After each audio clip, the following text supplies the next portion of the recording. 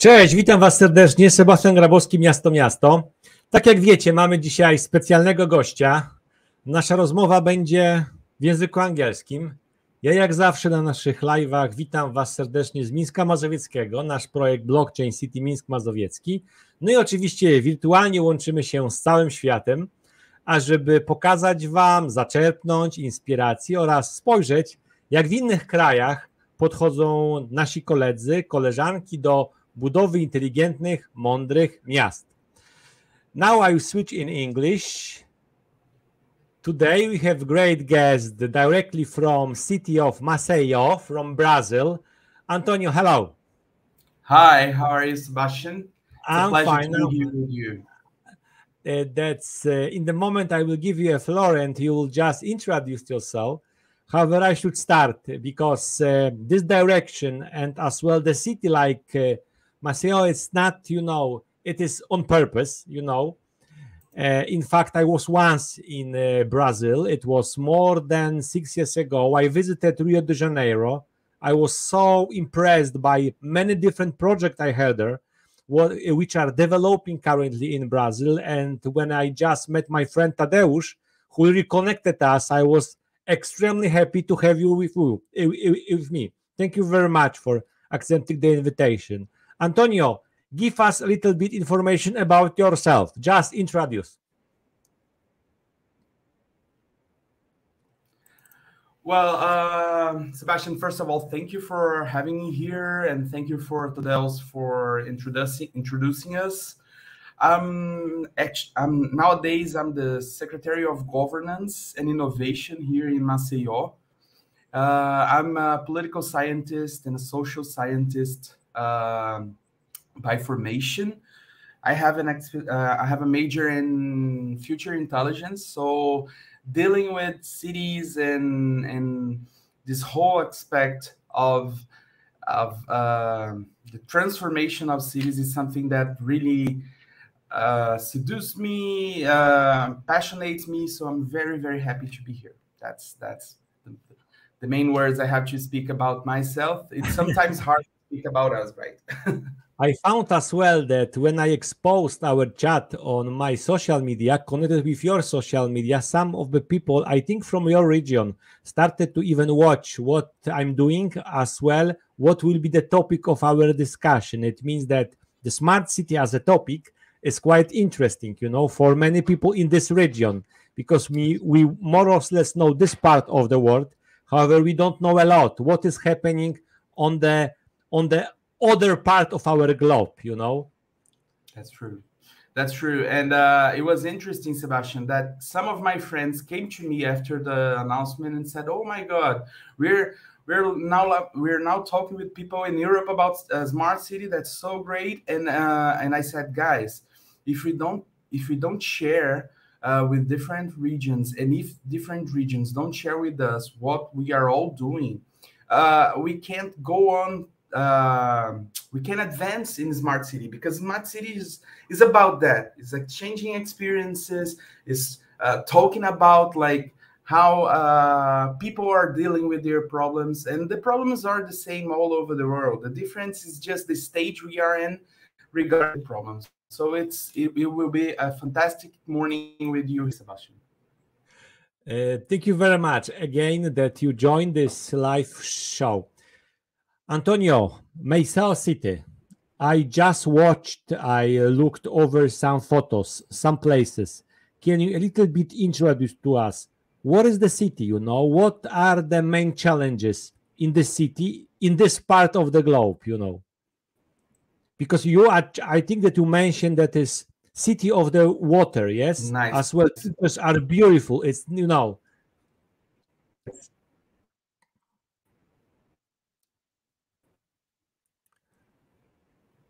We are known here in Brazil.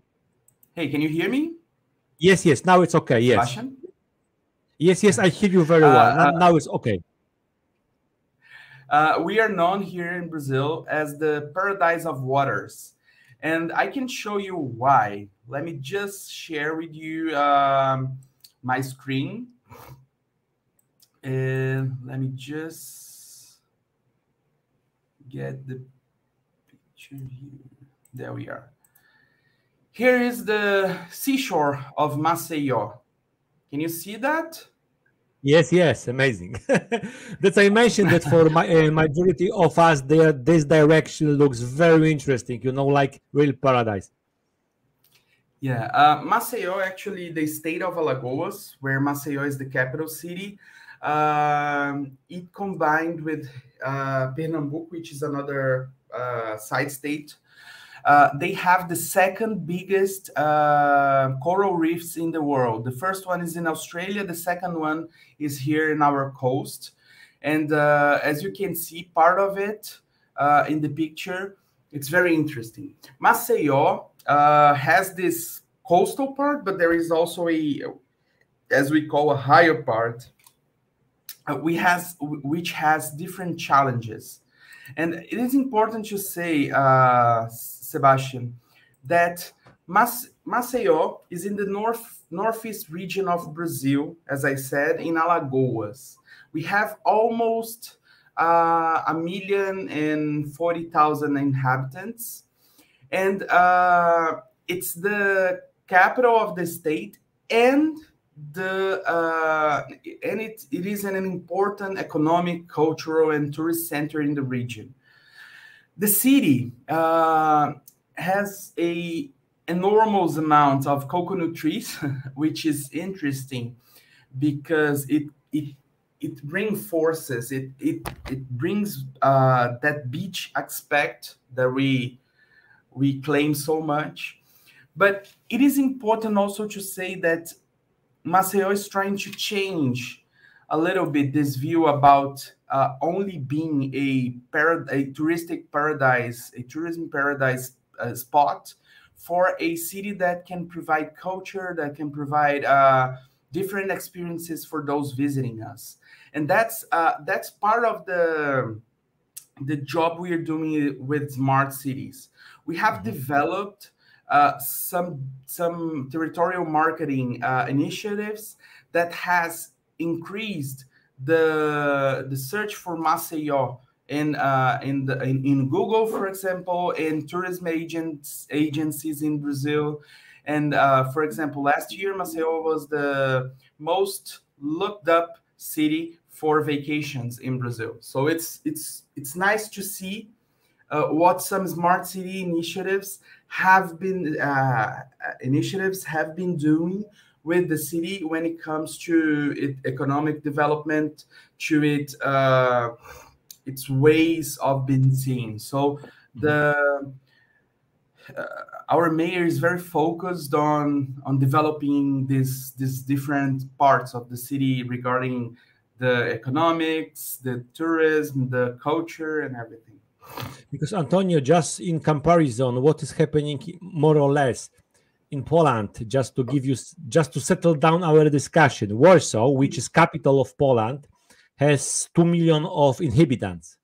In Maceió, there is over 1 million. You know, that's in fact when I compare your city and my city that I'm living, it is, you know, mine is maybe double bigger. However, I think in as well in this case, you are probably the size of your city belongs to one of the biggest in Poland. You know, that's why you mentioned about the tourists, but there is still more than 1 million of people living there. Yes.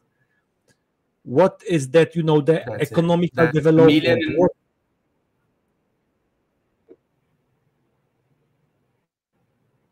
I think there is still plan. I think to improve the internet between our countries. I mentioned there is a still way to improve internet between our countries. That's true. That's true. And it's funny. It's let's go. Yes. We are just now. I think that we see each other. That is better. Sure. Well, the thing is, well, now I can't see you, but let me talk about a little bit the vocations and what we are doing, trying to impose this, as you said, the economic development. The main thing, I think, is regarding the use of public spaces for things or for public initiatives that would restore a little bit of the proudness of being from Maceió. So we are not just developing the spaces for the tourists to come and to see the city, or doing, for example, these interventions that I mentioned and that I'm going to show you, but also we are trying to restore this proudness of being from Maceió, for people, for saying that, oh, I'm from Maceió. My city is not only beautiful, but it has a lot to show to the world, and we are like we are an example of different initiatives that are there that could be recognized as smart city initiatives, and not only smart city in the tech side, but in the quality of life side. Because something we like to talk here about smart cities, that for us is more than technology. Smart cities, a city that has its citizens living well, that has this this approach to the human side, to the creative side, to the integrative side. That's the most important thing for us. Antonio, thank you very much. I think that we as well, because you mentioned about the challenges that you have and direction you already set up. Can you just share with us what do you mean? Because you as well mentioned about the smart city strategy, what means for you. However, how you are defining the smart city in general in the wider scope, because you mentioned it's not only technology, there are people, who are living there. However, what is as well, how you are defining this strategy? Okay. Well, as I said, we have the objective of using innovative technologies and solutions. We like just to talk about solutions that improve the quality of life of our inhabitants, making the city more efficient, sustainable, which is something that it's really approachable in the days. But like what we have been doing is we are promoting several actions to foster innovation in entrepreneurship and to make Maceió more integrated, and where services from the public, so in an integrated channel of services. We implemented the regulatory sandbox, and the regulatory sandbox, I like to say that it's not only for technology. Why? Mm-hmm. Because as I defend, like innovations can be in any field, social innovations and everything. And we had in some like a few years ago an issue regarding the food trucks. Why? Because we're not like very used with food trucks, not in the, let's say, in the quantity and everything that was like implemented in the time. And there came a lot of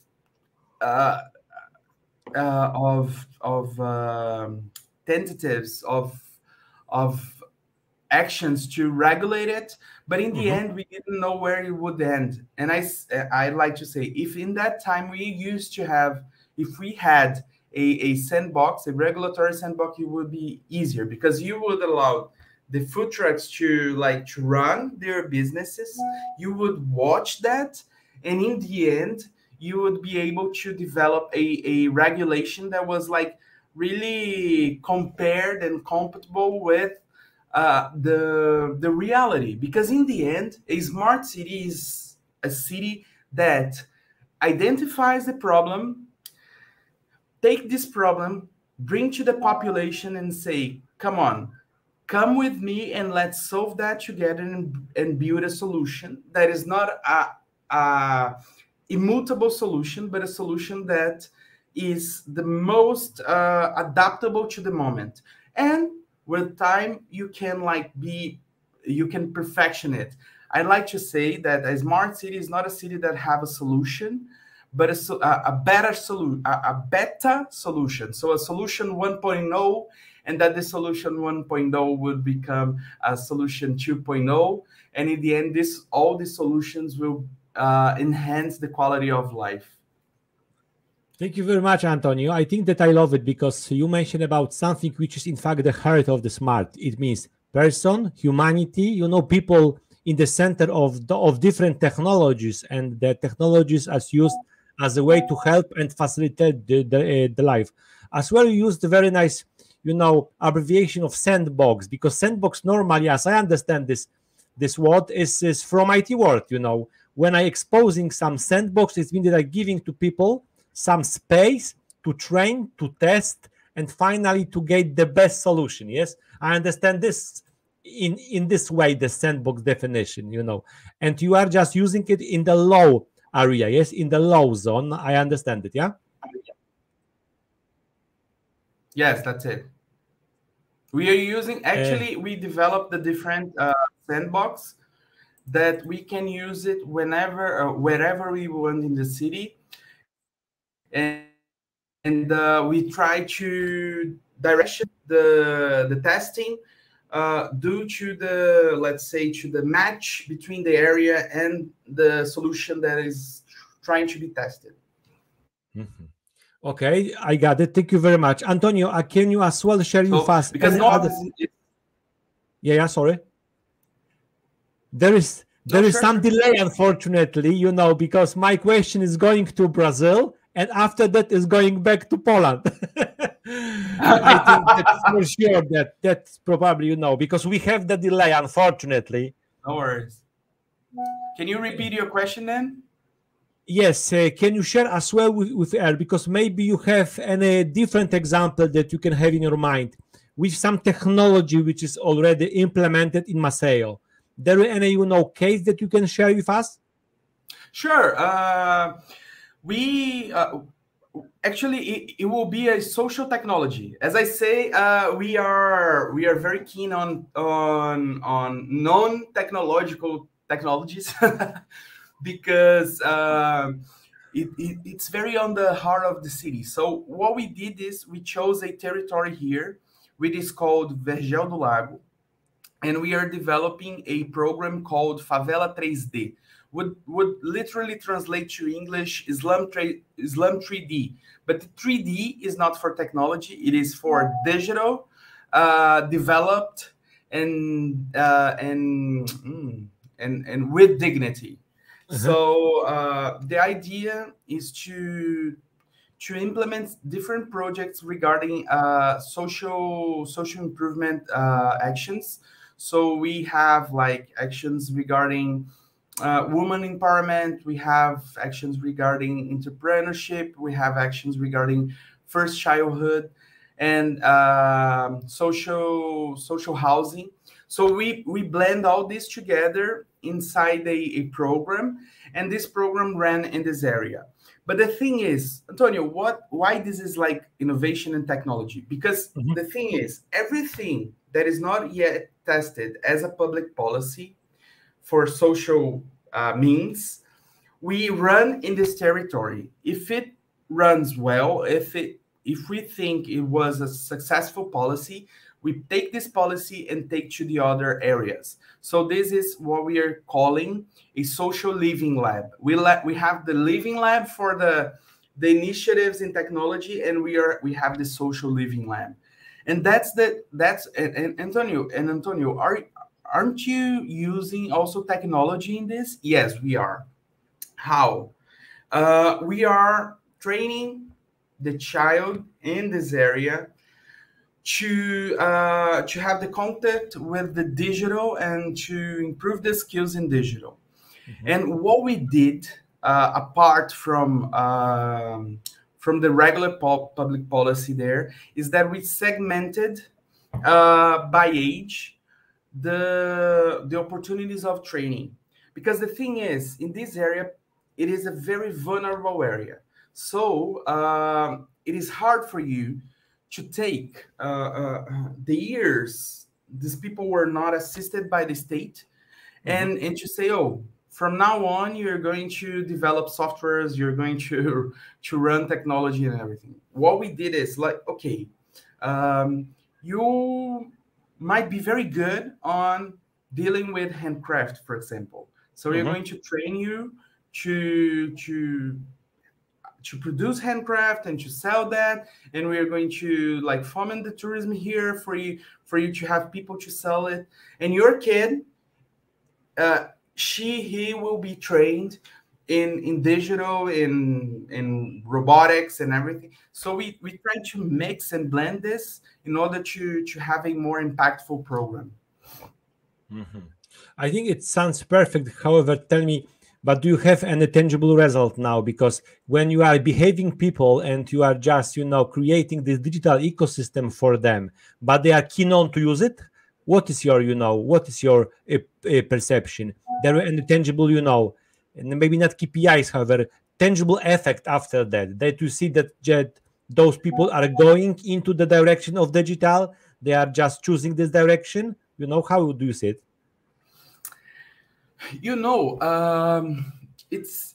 It's interesting to think about it, because people are very willing to get into the digital, but we have before that a lot of difficulties in bringing that on without thinking the logic. Why? Because we still have a lot of problems regarding, for example, alphabetization, getting people to write and read. Because, for example, we have, if I'm not mistaken, the last data was about 15% of the population with writing and reading issues. So to get to the digital without like surpassing this is very difficult. But at the same moment, at the same point, for example, the kids in the region, in the vulnerable areas, they have a lot of contact with social media platforms. So they want to be YouTubers, they want to be influencers, that's it. And the thing is, when we think about it, we think about the impact of digital in their lives. But we have to kind of balance and try to think about also their parents, their grandparents, because those people will have will have a little bit more difficulty to get into this world, even though they want to and they are keen on doing that. So this balance is something important to think about. Digital inclusion, I like to say that in smart cities, digital inclusion is a great big pillar we should tackle on. I think that, because this, you are mentioning about something which is very important, and from my perspective, in my country, it is not so, it's not so obvious. We are struggling in Poland currently with big rise of the cost of energy. The war nearby Poland, Ukraine case, it, I think, very well. There are still other, challenges we have now. However, when I'm just listening to you and I see that there are as well some issues which we think they are not so obvious in Poland, that I think that case you mentioned, that children, teenagers, through the digitalization, they can as well help parents and families around them, because probably the one person in the family, there is some kind of, the light, in fact, the light in the tunnel, to help them together. That's it. And Sebastian, you tackled the main point of what we like to attack, is that these children, these teens, they are what the mainstream say the future of the family. But in the end, it's not that. It's like that they have the opportunity like to reach different standards from what their parents, grandparents were used to, and not only because the parents didn't have opportunity and the student had, but because of the product they will be dealing with. Digital nowadays, and we have this problem worldwide, I think, with the brain, as we call here in Brazil, is the brain run, that the brains, they are formed, they go outside. But the thing is, they have the opportunity to work with a very specialized product. So normally, let's talk about handcrafts. To produce handcrafts, we need like we need the materials. We need to buy the materials. We need to, enfim, we need to produce that and to arrange everything and so on. With the digital, you have you just need the knowledge, and you can use, for example, in social co-working, in social land houses, you can use that the computer to produce something, or the companies will need your knowledge, not the material buy-in and what you're producing. So it's subtle. It's subtle the way it can impact the whole ecosystem and the way it is done. So that what you said was perfectly tackling the main point of it. Because I remember as well, Antonio, when I was in Rio de Janeiro, I remember, on the one hand, it's quite a big city, very, very popular, However, what I noticed there, that I met big brands, big, very powerful brands in Brazil. On the other hand, people who look for some, in fact, some food just to survive on the street. That's why this big, gap among them. I think that probably it could be the biggest challenge now for all of city in Brazil. But there are others, challenges that you are meeting when you can speak on behalf of, other cities in Brazil. Because one, I think there's kind of match that you should tackle with this issue, But there are others when you should, because I'm asking you as some kind of, the person on behalf of other cities in Brazil. Yes, and it's funny, Sebastian. It's something interesting, not funny, but interesting, that the cities in Brazil, they're different. They're really different from north to south, and the initiatives and the actions in the smart city also changes from north to south if we start to analyzing them. I've been participating in events and in talks about smart city with others, and it's nice to represent the Northeast because we can see those differences. And bom dia, Ana. And when we think about these differences, it is important to think that even though there are differences, in some point in the future, the city will tackle one of those problems, because the problems of cities, if we analyze the history of humanity, they are the same. The only difference is that when cities are tackling that, some cities tackle some problems first, other cities tackle other problems first, and it's natural from the human settlement, this way of dealing. And you know what, Sebastian, it's something I like to say. The ways we deal with the same problems as well, they're different. For example, when we are talking about vulnerable areas here in Maceió, the mayor, he's very keen on trying to solve the problems.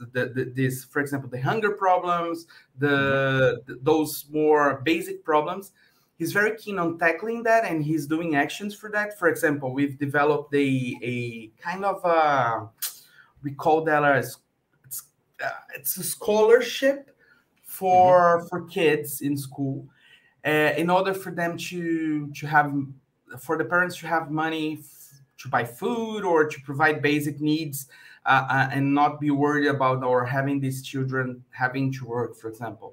And it was very successful. Why? Because at the same point we give this scholarship, we are also training the parents. So we say, okay, you will receive the scholarship, your kid will have some money for being in school, but at the same point, you are going to do a professional training. We are going to get you into the labor market. So we try to not only do sparse or isolated actions, but we try to integrate these actions for the effects to be more straight to the point, to the problem. Antonio, so thank you very much. Thank you as well for your time, because that our discussion brings us to the end. Unfortunately, I'm so happy that I met you. I really love people with the same, who are sharing the same values as I'm sharing. As I share. That is so important as well for me and all of my fans who are just following MiastoMiasto channel. In Polish means City channel. We are sharing, currently in Poland, I think that I'm sharing some nice cases around technology, but meeting with you I understood that as well, there are much more important topics than technology.